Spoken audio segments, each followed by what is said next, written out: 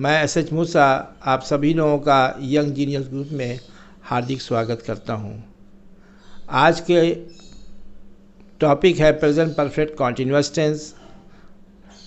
इसकी पहचान ये है कि जिस वाक्य के अंत में रहा है, रहे हैं, रही हैं, रहा हूँ आ जाए उसे प्रेजेंट और समय का बोध कराया जाए उसे प्रेजेंट परफेक्ट कॉन्टिन्यूअस टेंस कहते हैं। समय दो प्रकार का होता है, एक निश्चित समय होता है और एक अनिश्चित समय होता है। निश्चित समय के लिए सिंस का प्रयोग करते हैं और अनिश्चित समय के लिए फॉर का प्रयोग करते हैं। अब ये आपको देखना है कि निश्चित समय कौन है और अनिश्चित समय कौन है। जब तक आप निश्चित समय का ज्ञान नहीं कर पाएंगे, कन्फ्यूजन में रहेंगे कि कैसे निश्चित समय पहचाना जाए। तो निश्चित समय सबसे पहले जो सुबह शाम दोपहर रात होती है उसको निश्चित समय के अंतर्गत रखा जाता है। दिनों की नामों को निश्चित समय में रखा जाता है, महीनों के नाम को निश्चित समय में रखा जाता है और वर्ष के नामों की निश्चित समय में रखा जाता है। इसके अलावा हफ्तों के निश्चित संख्या को निश्चित समय में, अनिश्चित समय में आपको ये देखना है कि अनिश्चित समय में सबसे पहले जो घंटा होता है, घंटों की संख्या, इसके अलावा दिनों की संख्या, महीनों की संख्या, वर्ष की संख्या और हफ्तों में अनिश्चित संख्या को, अनिश्चित संख्या हफ्तों की, जो कि हफ्ते के नाम नहीं होते हैं, इसलिए आपको यह ध्यान देना पड़ेगा कि जहां हफ्तों की अनिश्चित संख्या हो उसको कहते हैं अनिश्चित समय। जैसे फॉर एग्ज़ाम्पल कहा जाए कुछ हफ्ता, तो अब कुछ जो है निश्चित संख्या नहीं है, इसलिए उसको जब संख्या हफ्ते की संख्या अनिश्चित हो, संख्या निश्चित ना हो, तो उसी को अनिश्चित, क्योंकि हफ्तों के नाम नहीं होते इसीलिए। तो ये है आपका प्रेजेंट परफेक्ट कॉन्टिन्यूअस की पहचान। इसका जब आप बनाएंगे, अनुवाद करेंगे, तो सबसे पहले इसकी सहायक क्रिया को आपको पहचानना कि इसकी सहायक क्रिया में हैज़ बीन या हैव बीन का प्रयोग करते हैं। अब किसके साथ हैज़ बीन का प्रयोग करते हैं, किसके साथ हैव बीन का प्रयोग करते हैं, ये आप ध्यान दीजिए। यदि कर्ता he, she, it singular and any name आ जाए, he, she, it singular and any name आ जाए, तो ऐसे कर्ता को यूज़ ऑफ हैज़ बीन का प्रयोग करते हैं। और अगर हैव बीन का देखिए, I, you, we, they and plural के साथ यूज़ ऑफ हैव बीन का प्रयोग करते हैं। अब आइए मुख्य क्रिया, मेन वर्ब। मेन वर्ब में पार्टिसिपल फॉर्म का प्रयोग करते हैं। पार्टिसिपल फॉर्म का मतलब होता है वर्ब की फर्स्ट फॉर्म में आईएनजी। ये है आपका पहचान प्रयोग। अब आइए इसका स्ट्रक्चर देख लीजिए।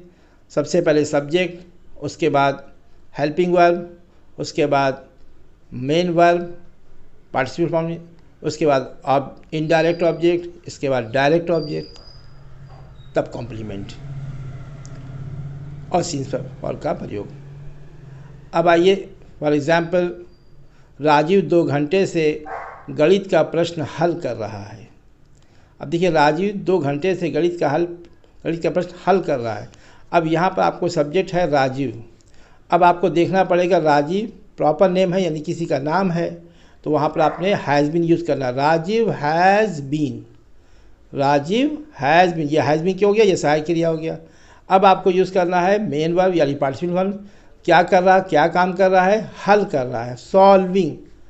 Rajiv has been solving. क्या ऑब्जेक्ट क्या है, ऑब्जेक्ट है गणित का मैथ्स क्वेश्चन। अब समय का बोध देखिए, कै घंटे से, 2 घंटे से, फॉर 2 आवर्स। दूसरा एग्जाम्पल देख लीजिए, मैं तुम्हें जनवरी से पढ़ा रहा हूँ, मैं तुम्हें जनवरी से पढ़ा रहा हूँ। अब इसका सब्जेक्ट हो जाएगा आई, उसके बाद हैव बीन, इसके बाद वर्ब की पार्टिसिपल फॉर्म यानी टीचिंग, इनडायरेक्ट ऑब्जेक्ट यू, कब से, सिंस जनवरी। यह है आपका प्रेजेंट परफेक्ट कॉन्टिन्यूअस की पहचान। इसके अलावा बहुत से सेंटेंस, आप एक और एग्जाम्पल देख लीजिए। रीता मेहमानों के लिए सुबह से चाय बना रही है, तो Rita has been making tea for guest since morning. ये चीज़ आपके बस स्टूडेंट को इस बात का ध्यान रखना पड़ेगा कि जो चीज़ जो वर्ड है उसकी जगह पर रखना पड़ेगा। इस बात को ज़रूर ध्यान देना पड़ेगा। अगर उसमें वो कंफ्यूज हुआ तो सेंटेंस सही नहीं बन पाएगा। तो पहली बात यह है कि सेंटेंस ये देखना पड़ेगा कि सब्जेक्ट के बाद हेल्पिंग वर्ब, उसके बाद मेन वर्ब, उसके बाद ऑब्जेक्ट, उसके बाद कॉम्प्लीमेंट। ये है आपका प्रेजेंट परफेक्ट कॉन्टिन्यूअस टेंस। बहुत से सेंटेंस जो पहचान है, जो पहचान फोकस करना है कि वो है आपके रहा है, रही पर है। अगर स्टूडेंट रहा है, रही और समय, ये दो चीज़ उसने देख लिया वाक्य में, तो समझ जाइए कि ये प्रेजेंट परफेक्ट कॉन्टिन्यूअस है।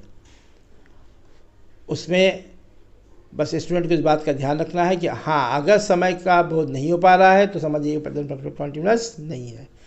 समय एकदम अनिवार्य है। बिना समय के प्रेजेंट परफेक्ट कॉन्टिन्यूअस का प्रयोग नहीं किया जाता है। तो अब स्टूडेंट को इस बात का भी ध्यान रखना है कि अगर वो निश्चित समय है तो सिंस, अनिश्चित समय है तो फॉर का प्रयोग करना है। और अगर इस बात को ध्यान देगा स्टूडेंट, उसकी प्रैक्टिस करे, अभ्यास करे, तो उसे प्रेजेंट परफेक्ट कॉन्टिन्यूअस बनाने में कोई कठिनाई नहीं आएगी। हाँ, बस ध्यान रहे कि पहचान के साथ, सबसे पहले पहचान, उसके बाद स्ट्रक्चर का प्रयोग। आज यहीं पर रुकते हैं। धन्यवाद।